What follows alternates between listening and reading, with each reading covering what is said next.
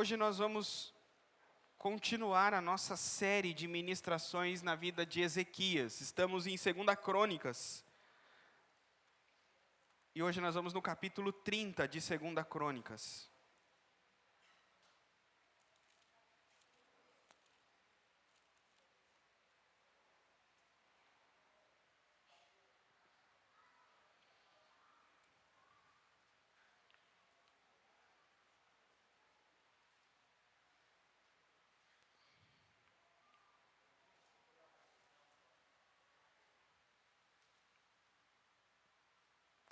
Amém? 2 Crônicas, capítulo 30. Nós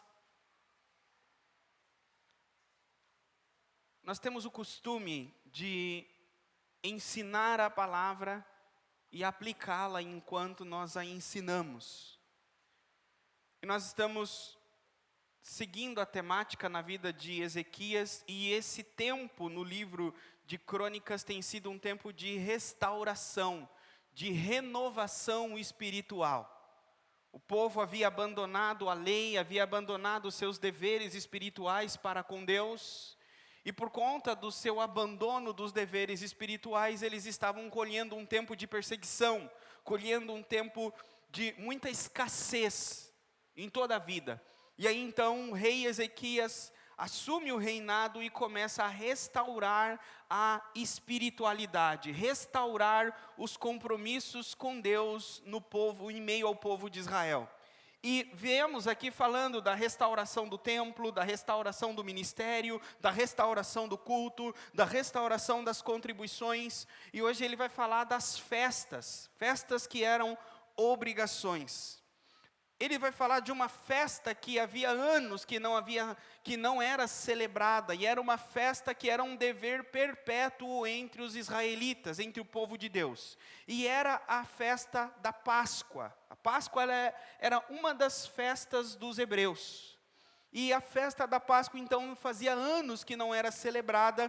E aqui em 2 Crônicas, capítulo 30, Ezequias novamente organiza a celebração da Páscoa.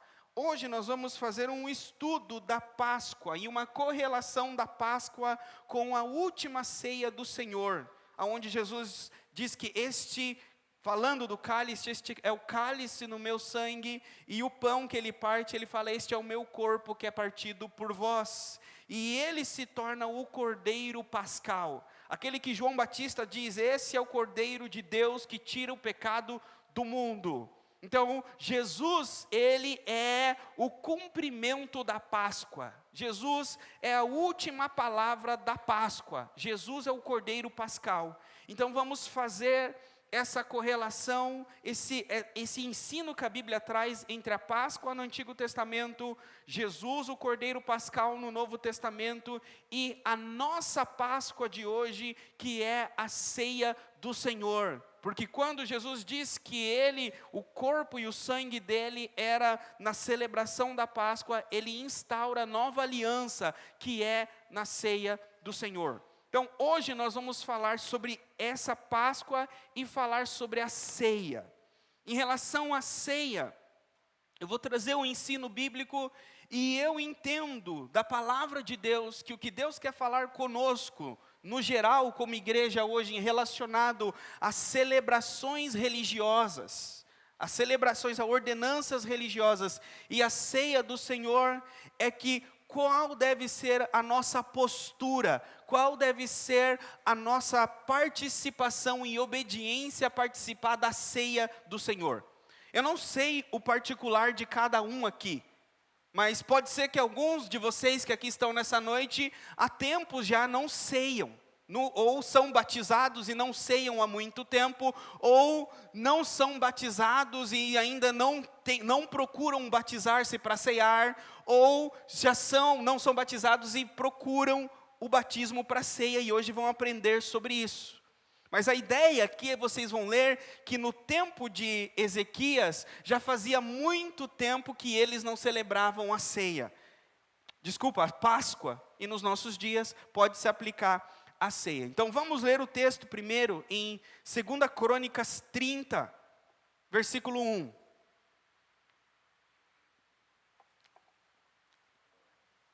Ezequias enviou uma mensagem a todo Israel e Judá, e também escreveu cartas a Efraim, Manassés, convidando-os para virem ao templo do Senhor em Jerusalém e celebrarem a Páscoa do Senhor, o Deus de Israel. O rei, seus oficiais e toda a comunidade de Jerusalém decidiram celebrar a Páscoa no segundo mês. Não tinha sido possível celebrá-la na data prescrita, pois não havia número suficiente de sacerdotes consagrados e o povo não estava reunido em Jerusalém. A ideia pareceu boa, tanto ao rei quanto a toda a assembleia. Então decidiram fazer uma proclamação em todo Israel, desde Berseba até Dan, convocando o povo a Jerusalém para celebrar a Páscoa do Senhor, o Deus de Israel. Pois muitos não a celebravam segundo o que estava escrito. Por ordem do rei, mensageiros percorreram Israel e Judá com cartas assinadas pelo rei e pelos seus oficiais com a seguinte mensagem: Israelitas, voltem para o Senhor, o Deus de Abraão, de Isaque e de Israel, para que ele se volte para vocês que restaram e escaparam das mãos do rei da Síria. Não sejam como seus pais e seus irmãos, que foram infiéis ao Senhor, o Deus dos seus antepassados, de maneira que ele os deixou em ruínas, conforme vocês veem. Portanto, não sejam obstinados como os seus antepassados, submetam-se ao Senhor, venham ao santuário que ele consagrou para sempre, sirvam ao Senhor, o seu Deus, para que o fogo da sua ira se desvie de vocês. Se vocês voltarem para o Senhor, os que capturaram os seus irmãos e os seus filhos terão misericórdia deles, e eles voltarão a esta terra, pois o Senhor, o seu Deus, é bondoso e compassivo. Ele não os rejeitará se vocês voltarem para Ele. Os mensageiros foram de cidade em cidade, em Efraim e em Manassés, até em Zebulon, mas o povo zombou deles e os expôs ao ridículo. No entanto, alguns homens de Aser, de Manassés e de Zebulon humilharam-se e foram para Jerusalém. Já em Judá, a mão de Deus esteve sobre o povo, dando-lhes unidade de pensamento, para executarem o que o rei e os seus oficiais haviam ordenado, conforme a palavra do Senhor. Uma imensa multidão reuniu-se em Jerusalém no segundo mês, para celebrar a festa dos pães sem fermento. Eles retiraram os altares que havia em Jerusalém e se desfizeram de todos os altares de incenso, atirando-os no vale do Cedron. Aqui mostra um chamado do rei Ezequias para todo Israel. Aqui vocês precisam entender que eles estavam em um período que havia dois reinos. Havia o reino do norte e havia o reino do sul. Davi e Salomão, na época deles era um único reino unificado.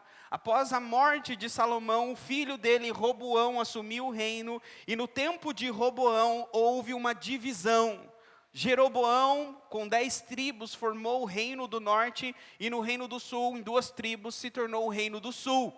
Quando Ezequias ele está restaurando a espiritualidade lá no reino do sul, ele manda mensageiros para o reino do norte, chamando o povo a Jerusalém, dizendo: olha, vocês são nossos irmãos.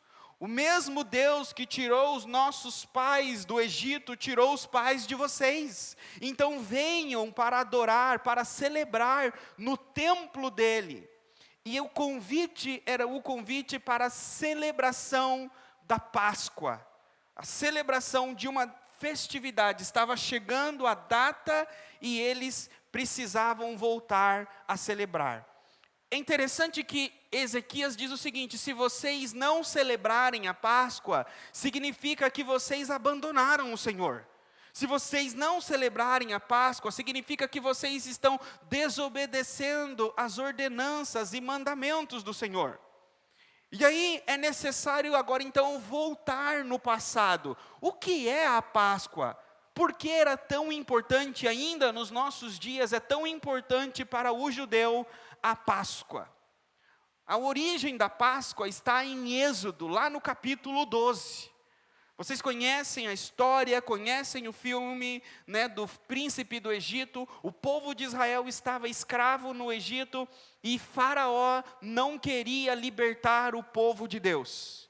E Deus precisou enviar pragas para que Faraó liberasse o povo de Deus para ir para a terra prometida. E a Bíblia fala que foram 12 pragas que Deus enviou. E uma praga, a sequência das pragas é que cada vez Deus aumentava mais a força, aumentava mais a destruição das pragas. Então, quando chegou na última praga, 12ª praga, era a praga em que a mão de Deus estava mais pesada. E a última praga era a praga da morte dos primogênitos. Então, Deus disse que em todo o Egito morreria o primogênito do faraó, dos oficiais de faraó, de todos os servos de faraó, até mesmo das vacas e dos animais de faraó, morreria todos os primogênitos. Mas Deus diz: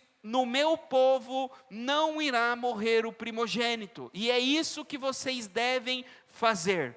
E aí Deus dá uma prescrição para os israelitas, para os escravos, o povo dele, dizendo que quando chegasse o dia determinado, eles deveriam pegar um cordeiro de 1 ano, e eles deveriam separar esse cordeiro e comer esse cordeiro em família. Quando caísse o sol, quando baixasse o sol, eles deveriam sacrificar aquele cordeiro e pegar o sangue daquele cordeiro e passar nos umbrais das portas das casas. Então, na madrugada, quando viesse o anjo destruidor, quando Deus viesse trazer a morte para os primogênitos do Egito, o anjo veria o sangue no umbral da porta e ele passaria sobre aquela casa. E essa palavra passar é a palavra Páscoa. Páscoa significa passar sobre. No inglês, Páscoa é Passover, passar sobre. Tanto que vocês vão para Êxodo, acredito que dá tempo de a gente olhar. Êxodo capítulo de número 12.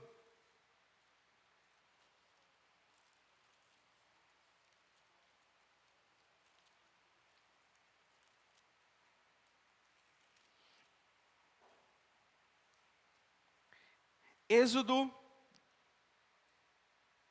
12, versículo 13.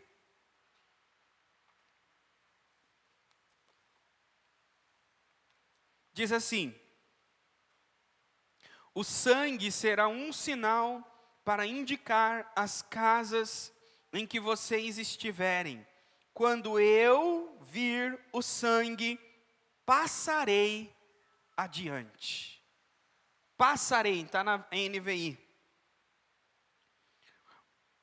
Agora, olhem o versículo 23. A gente leu o versículo 13, agora olhem o versículo 23. Quando o Senhor passar pela terra para matar os egípcios, verá o sangue na viga superior e nas laterais da porta, e passará sobre aquela porta. Daí que é tirado a palavra Páscoa, porque o Senhor passará sobre.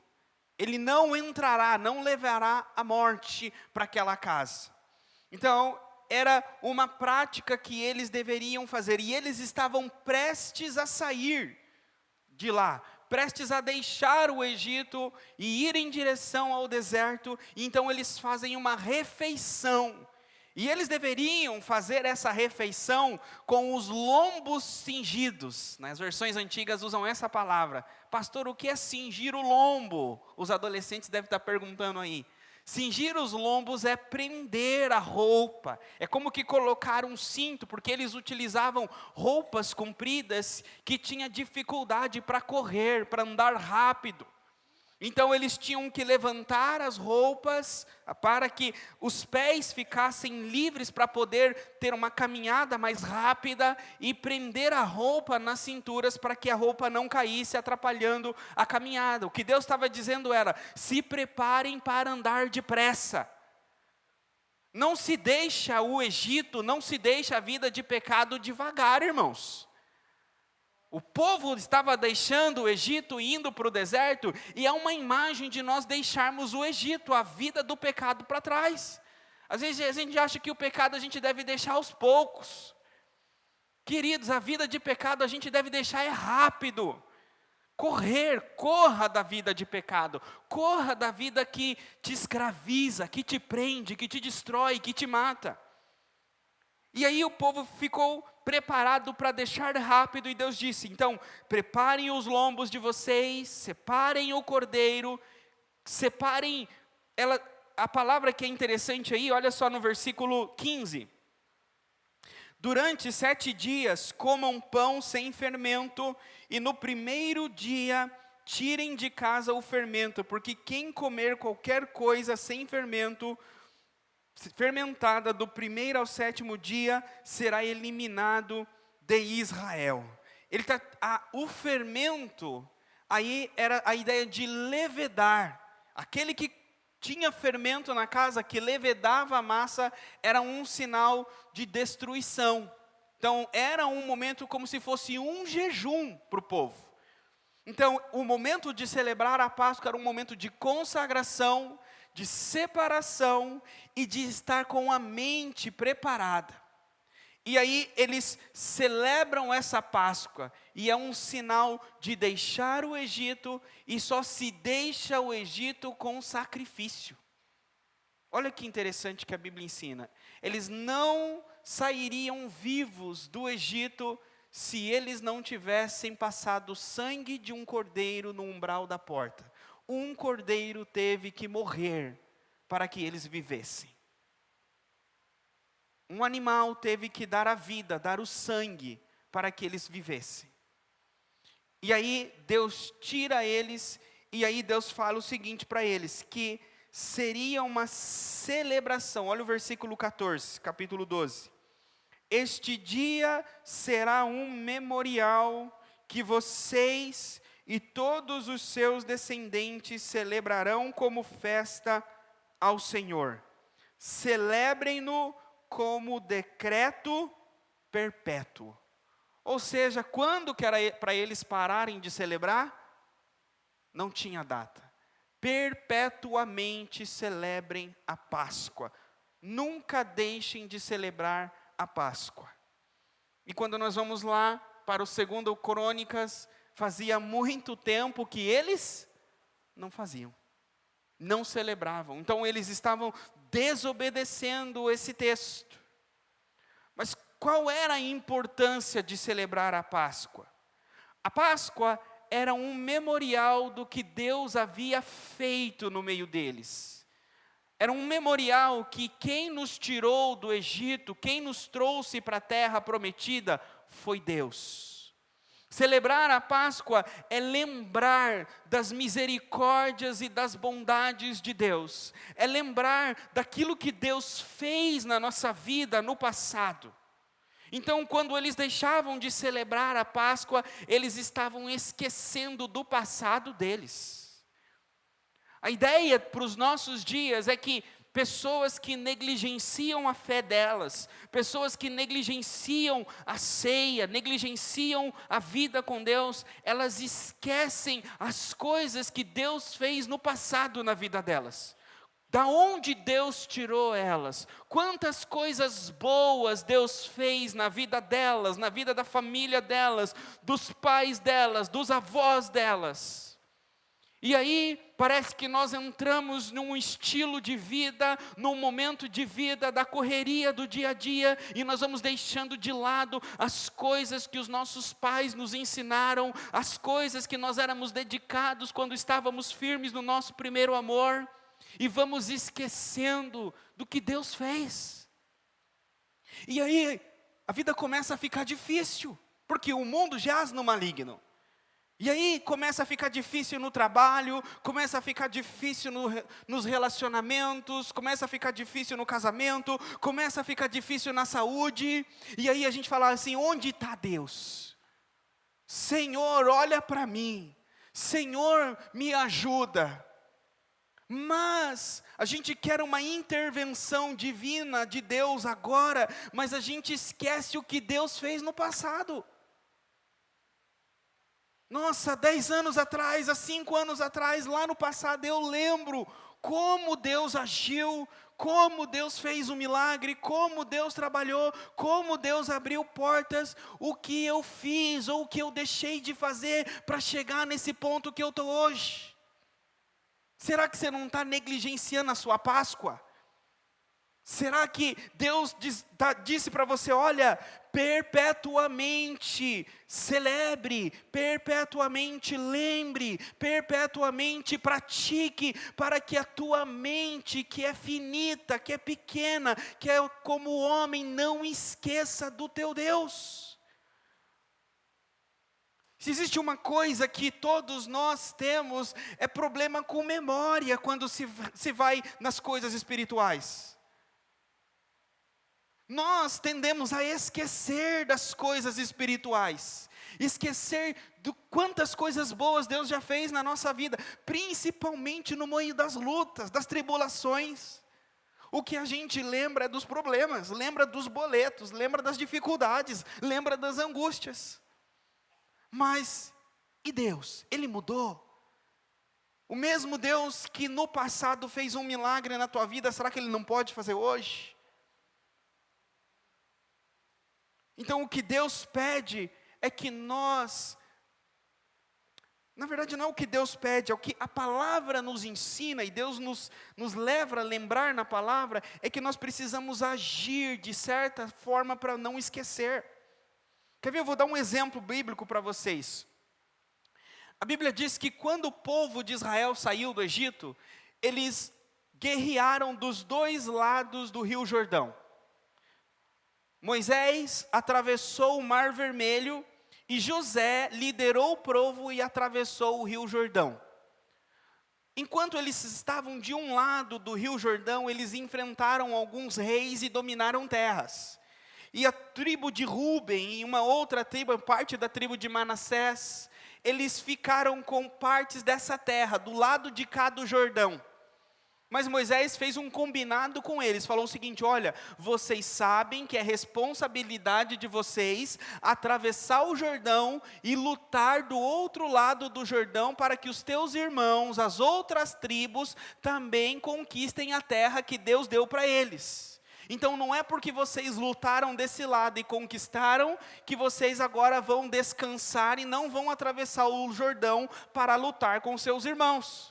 E eles prometeram para Moisés dizendo, não, nós vamos atravessar, nós vamos lutar e somente depois que conquistarmos as terras com os nossos irmãos, é que vamos voltar para as nossas terras. Então fala que as mulheres e crianças e os homens que não tinham idade para a guerra, ficaram deste lado do Jordão, enquanto os homens que tinham idade para a guerra, atravessaram para guerrear com seus irmãos. Eles ficaram lá, guerrearam, dominaram as terras e houve paz. Eles dividiram as terras e falaram assim, então agora nós vamos voltar para o nosso lado.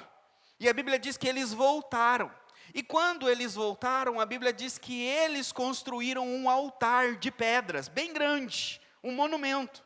E a Bíblia diz que os irmãos dele, as tribos deste lado, quando viram o altar, ficaram alvoroçados e queriam fazer guerra contra os próprios irmãos. Olha só como que é o ser humano, aquele que um dia está guerreando do teu lado, amanhã quer guerrear contra você, é seu irmão. O problema ali era só um mal entendido. Eles se reuniram e falaram: não, vocês estão fazendo esse altar por quê? Vocês querem agora abandonar o Deus que nos tirou do Egito e vir e cultuar aqui nesse altar de pedras? E eles disseram: não, jamais. O que nós queremos é que o nosso medo é que a próxima geração, os filhos de vocês, os netos de vocês, esqueçam que nós guerreamos por vocês. Esqueçam que o Deus de vocês é o Deus nosso. Esqueçam que nós somos um só povo. Então nós erguemos esse altar para que as gerações futuras lembrem do dia de hoje, lembrem daquilo que foi feito. E isso, a Bíblia está dizendo que eles concluíram isso e concordaram. Então, ou seja, é importante lembrar, porque o tempo passa e nós esquecemos, porque o tempo passa e os nossos filhos esquecem, o tempo passa e os nossos netos esquecem, que tudo que nós construímos, que tudo aquilo que conquistamos, foi no braço e na força do Senhor. E que se um dia eles abandonarem o Senhor, tudo irá desmoronar na vida deles. Então é necessário ter práticas constantes e sistemáticas que tragam à memória nossa e da nossa família o Deus que nós servimos. Se nós abandonamos de ouvir louvores, se nós abandonamos de frequentar a igreja, se nós abandonamos a Páscoa, a ceia, a nossa geração vai crescer e esquecer das coisas que Deus fez na nossa vida. Por isso, Deus está dizendo: não deixem de celebrar. Não são rituais que nos santificam mais, não é uma prática religiosa que vai nos santificar. Não é uma prática religiosa que vai nos, vamos dizer assim, nos dar um nível de espiritualidade que não tínhamos quando entramos. São práticas que vão exercitar o nosso cérebro. São práticas que vão exercitar a nossa memória, porque nós tendemos a esquecer. Pode ser pastor, pode ser filho de rei, pode ser quem for, esquece de Deus. Então, a palavra de hoje é: através da Páscoa, nós praticamos e lembramos daquilo que Deus fez. Essa é a importância de celebrar as festas. Então, eles deixaram por um período, e quando chegou lá em Ezequias, Ezequias falou assim: olha, vamos novamente voltar a celebrar a Páscoa. Vamos celebrar novamente. E aí o que acontece? O rei organiza os sacerdotes, organiza o templo, prepara tudo, só que ele não celebra a Páscoa no dia. O dia de celebrar a Páscoa era o dia 14 do mês de Abibe, que era o primeiro dia no calendário judaico. Só que Ezequias fala assim: não vai dar tempo de celebrarmos, porque não temos sacerdotes preparados e também não está o povo todo reunido. Então, até reunir todo o povo, nós vamos atrasar. Então, ao invés de celebrar no primeiro mês, vamos celebrar no segundo mês. Então, a primeira coisa que acontece lá em Ezequias: é quebrado um protocolo. Não, a Páscoa tem que celebrar no dia 14. Não, a ceia só tem que servir dessa forma. Tem que ir para o lado direito, depois você passa para o lado esquerdo. Se o diácono errou, esqueceu, começou do lado esquerdo, meu Deus, acabou com a ceia. Irmãos, não existe protocolo. Existem memoriais que precisam ser lembrados, mas se eles forem quebrados, não tem problema. E não só isso, aqui quebrou o protocolo do dia. Quebrou o protocolo do dia, mudou do primeiro mês para o segundo mês. Existem religiões que a ceia é só uma vez no ano. Ou a ceia é só uma vez no mês. Não ceiou, perdeu. Já pensou a ceia uma vez no ano e o irmão não poder ceiar naquele ano? Vai ceiar só no outro ano. Então não tem protocolo de dia para a ceia. Pastor, pode servir a ceia no meio da semana? Pode. Pode servir a ceia lá na minha casa? Pode. Posso cear com a minha família? Pode. Precisa ser um pastor que precisa servir a ceia para mim? Preferencial, se tiver um líder, é preferencial. Mas pastor, não tem, eu estou viajando com a minha família, não tem nenhum pastor. Posso? Pode. Se tiver, por que não? Na verdade, não é só porque não. A ideia aqui, esse protocolo, eu vou ensinar para vocês, é a mesma coisa que o batismo. Pastor, batismo vai para o céu? Né? Precisa batizar para ir para o céu? Não.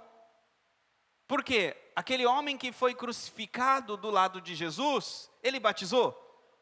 Não. E Jesus falou o que para ele? Ainda hoje estará comigo no paraíso.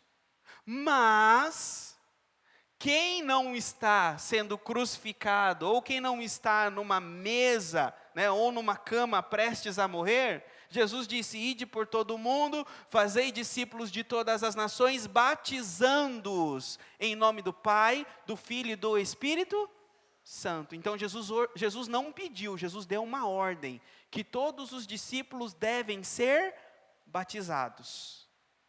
Então, se você não está numa cruz, ou não está numa cama que te impossibilite ser batizado, então tem que batizar. Pastor, mas e o que isso tem a ver com a ceia? Então, se você está numa situação que te impossibilite chamar um pastor, um presbítero, um obreiro, para servir a ceia e ceiar com você, sirva a ceia você mesmo e participe da ceia. Agora, se você tem a possibilidade de convidar um obreiro, um pastor, um presbítero, chame o pastor, chame o obreiro. Essa é a ideia. Se não tem, não está em pecado. Não tem nada de errado. Essa é a primeira coisa. A segunda coisa, eu gosto de falar isso e abrir aqui para a igreja. Eu fiz um treinamento missionário. Eu fui missionário.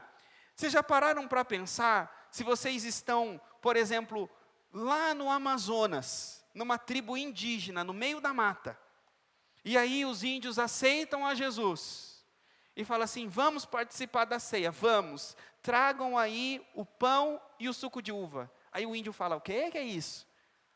Eu tenho aqui uma bebida de macaxeira, de mandioca, e eu tenho aqui a farinha da macaxeira. E aí? Pede no Mercado Livre o suco de uva e o pão e espera para cear com o índio, ou faz com mandioca? Faz com mandioca. Faz com macaxeira. Não é. Primeiro que Jesus nem tomou suco Aurora, irmãos. Já começa por aí. Jesus tomou o vinho da uva. Não é um vinho fermentado dos nossos dias. Então, não tem que se prender ao suco, não tem que se prender ao pão. Orou, consagrou, é o sangue de Jesus, se sobrou, enterra. Irmãos, então, quebrar protocolos. Quebra protocolos, porque não são essas coisas, é o Espírito. O pão que deve ser sem fermento, não é o pão físico, é o coração. É o coração que deve estar sem fermento. Às vezes está comendo um pão asmo, sem fermento físico, mas está com o coração fermentado contra o irmão, contra outra irmã, contra o pastor. Então, de que adianta comer um pão sem fermento físico e estar com o coração fermentado? O fermento é o fermento espiritual. É o fermento que Jesus disse para os fariseus, para os discípulos: olha, cuidado com o fermento dos fariseus, cuidado com o coração, cuidado com a hipocrisia, cuidado com a tua alma. O Senhor vê a alma, o Senhor não vê o suco que a gente bebe e o pão que a gente come. O Senhor olha o nosso interior. Então, a primeira coisa é quebra de protocolos, de dias, de horários. A segunda quebra é protocolo religioso, espiritual. E aqui é um protocolo que eu vou tratar com muito cuidado. Olhem só, leiam, quero até ler com vocês.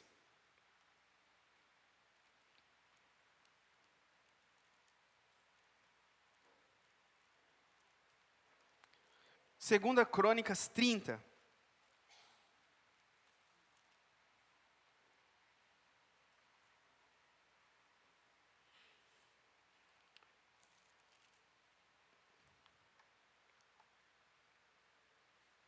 Versículo 17.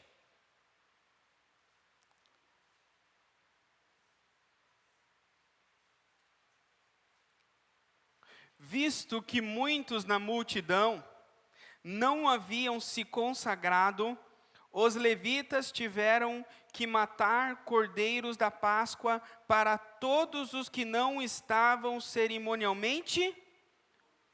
Ou seja, teve gente em pecado que participou dessa Páscoa. O que aconteceu aqui? O que eu quero explicar para vocês? Eles tinham que antes se preparar, estar cerimonialmente puros. Mas chegou aqui e era uma multidão, veio gente de todo lugar. E teve muita gente que falou assim: e aí, você se preparou? Cerimonialmente você está puro? Ih, levita, esqueci. Eu vi um animal morto. Ih, levita, eu esqueci, eu briguei com a minha mulher antes de vir. Ah, eu não tive tempo. Aí tinha um monte de gente que estava cerimonialmente impuro. E aí, faz o quê? Ó, quem está cerimonialmente puro, vai para lá. Você não vai celebrar a Páscoa. Só quem está cerimonialmente puro vem para cá para participar da Páscoa. Aí aquilo que era para ser uma festa de celebração ao Senhor, ia ser uma festa de divisão. Aí o que aconteceu? Por isso não podiam consagrar seus cordeiros ao Senhor. Aí versículo 18. Embora muitos dos que vieram de Efraim, de Manassés, de Issacar, de Zebulon, não tivessem purificado, assim mesmo comeram a Páscoa, contrariando o que estava escrito. Mas Ezequias orou por eles, dizendo: queira o Senhor, que é bondoso, perdoar todo aquele que inclina o seu coração para buscar a Deus, o Senhor, o Deus dos seus antepassados, mesmo que não esteja puro de acordo com as regras do santuário. E o Senhor ouviu a oração de Ezequias e não castigou o povo. Ezequias sabia que eles não estavam cerimonialmente puros, e ainda assim serviu a Páscoa para eles, e eles comeram quebrando as regras, quebrando a lei, as escrituras, pecando. Mas Ezequias orou pelo pecado deles, pediu a misericórdia e a bondade do Senhor. Agora vamos trazer para os nossos dias, trazer para a ceia. Há muitos anos que eu participo de culto, que eu ministro ceia, há pessoas que participam e não participam da ceia. Elas vêm às vezes não por algum motivo, claro, tem aqueles que não são batizados, mas eu estou falando aqui de gente batizada, que vai para um culto de ceia e não ceia. Por quê? Porque na cabeça dela, ela está cerimonialmente impura. Ela não se preparou. E aí, nesse caso aqui, a pessoa ceiou. Só que, primeiro, é pecado ceiar cerimonialmente impuro? O que seria, pastor, cerimonialmente impuro? Porque hoje nós não temos purificação cerimonial. Nos nossos dias hoje, ceiar cerimonialmente impuro seria ceiar em desobediência à palavra de Deus. Por exemplo, vivendo em pecado, pessoas que são exemplos de práticas, às vezes brigou em casa, ou tantas outras coisas. A pessoa, resumindo em uma palavra, a pessoa vem para o dia do culto, da ceia, e a consciência dela acusa que ela não está bem, ela não está diante do Senhor corretamente para participar da ceia. E, portanto, devido à consciência dela, ela não participa. E aí vai, tem pessoas que têm vícios, tem pessoas que não têm a vida do casamento regularizado, tem pessoas que estão praticando tantas coisas erradas. Aí, nesse caso de Ezequias, todos participaram. Imagine só. Primeiro, o que a gente aprende aqui? A ceia, a cerimônia, é muito maior do que o nosso pecado. O que ela representa é muito maior do que o nosso pecado pessoal. O que Ezequias está tentando mostrar aqui é que é necessário união, é necessário todo mundo participar, é necessário todo mundo restaurar a vida com Deus. Esse é o mais importante. Segunda coisa, pastor, mas então não é pecado participar da ceia em pecado? É pecado participar da ceia em pecado. Significa que Ezequias aqui deliberadamente abriu para que aquelas pessoas que não estavam cerimonialmente impuras pecassem.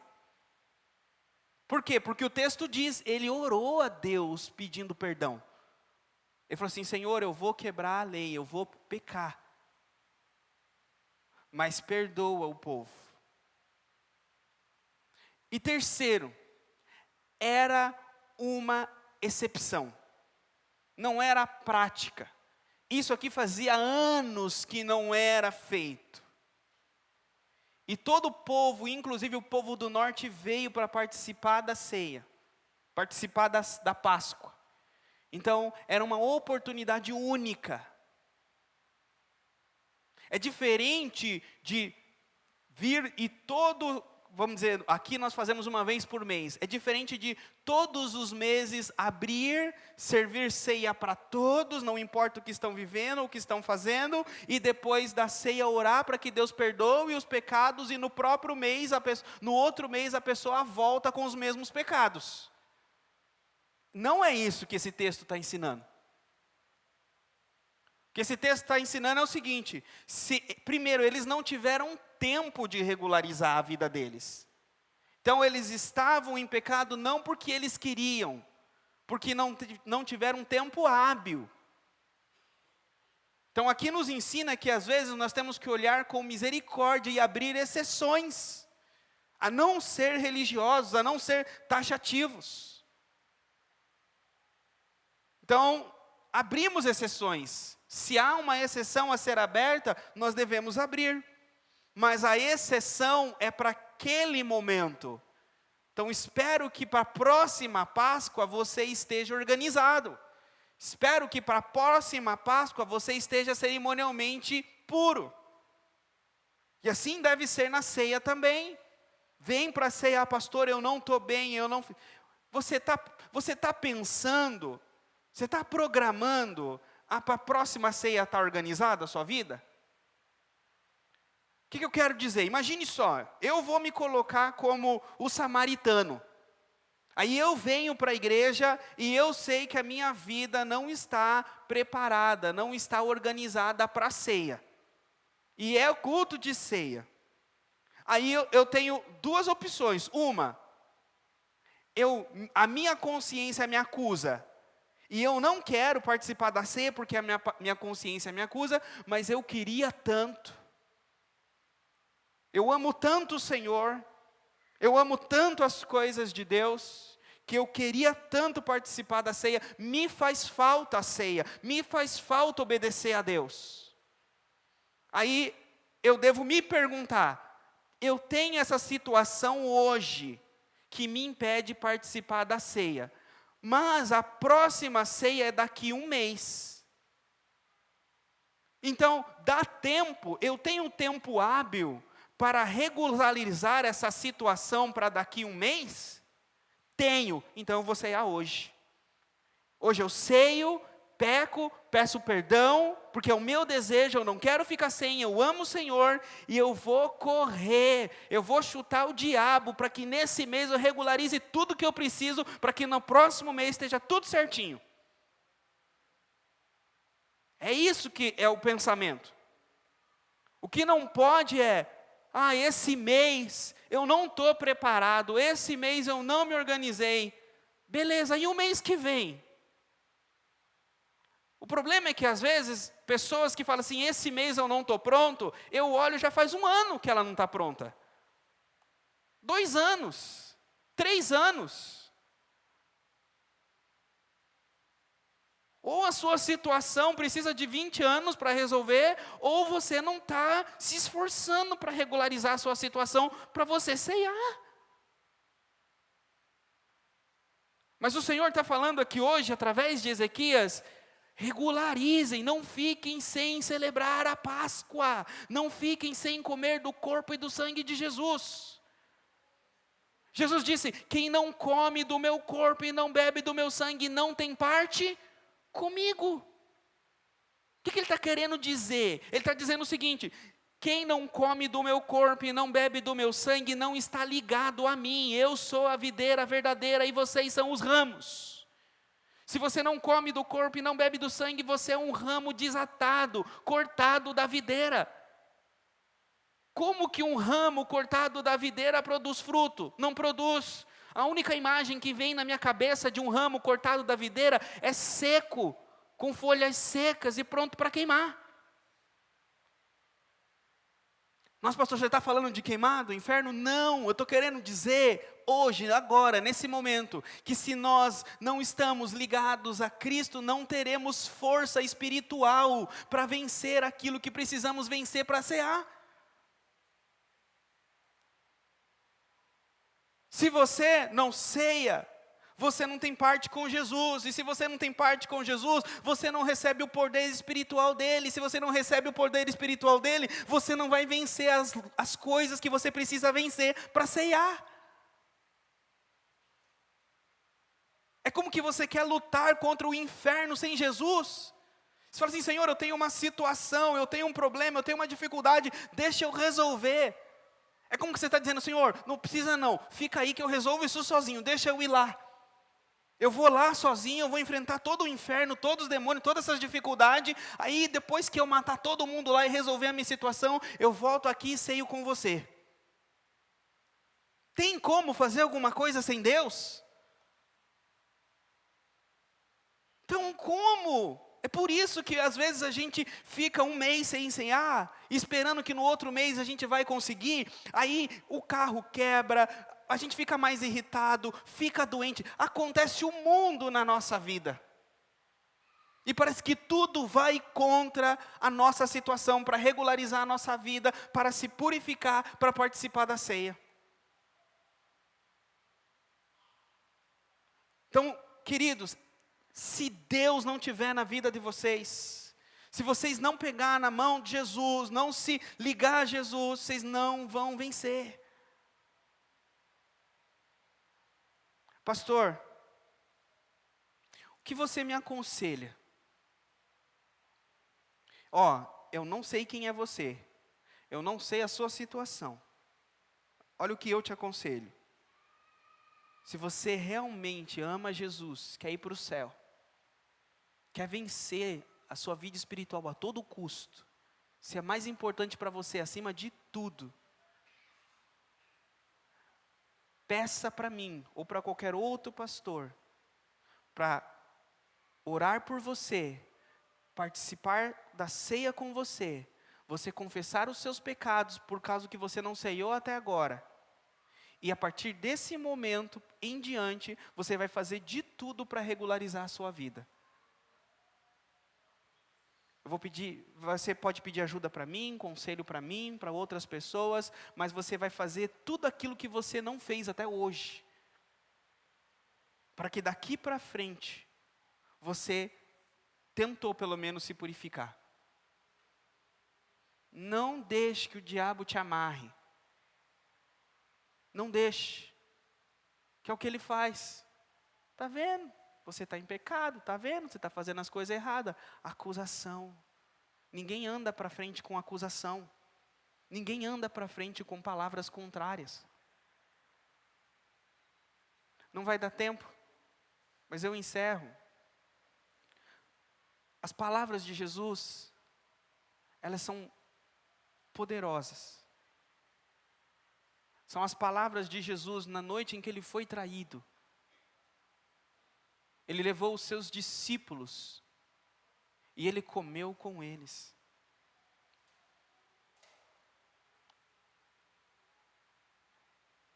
Imagine se Jesus fala assim, ó, eu vou ter a última ceia, que depois dessa eu vou morrer e eu vou subir aos céus.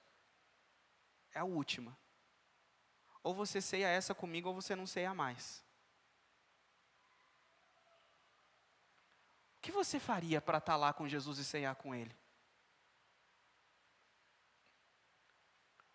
O que você faria para estar com Jesus na noite mais difícil da vida dele, que foi a noite que ele foi traído, que deram um beijo no rosto dele? É isso que o Senhor está pedindo da gente. Que cada ceia aqui na terra seja a última. A gente ceie como se fosse a última. Porque pode ser que eu não tenha outra oportunidade. Pode ser que Ele me leve. Pode ser que Ele volte. Mas que cada ceia que eu tiver a oportunidade, eu esteja preparado. E se depender do Senhor, Ele vai dar tudo o que eu preciso para que eu esteja preparado. Basta eu esperar e eu confiar e eu agir. Amém? Eu não vou chamar para oração, nem nada. Cada um aqui sabe. O que eu faço é eu me coloco disponível. Me procure. Você que quer ajuda, você que quer resolver a sua situação, quer orar, confessar, receber uma oração.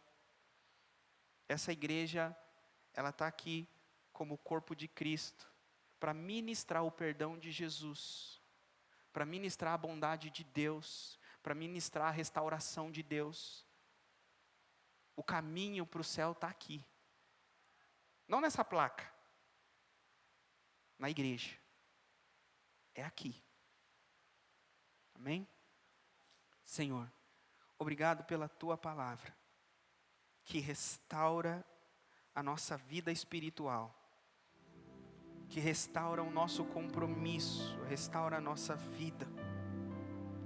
Que essa igreja possa, Senhor, andar contigo, possa restaurar a vida espiritual deles e ver novamente a Tua bondade, os Teus frutos sobre a vida de cada um deles. Senhor, todo empecilho colocado pelo diabo, todo levante do inimigo para impedir que eles restaurem a vida deles, caia por terra nesta noite. Brota, Senhor, no coração o arrependimento, a vontade desesperada de mudar, a vontade desesperada de fazer diferente a partir de hoje. Porque é vivendo diferente, é semeando diferente, que nós vamos colher diferente, em nome de Jesus. Amém.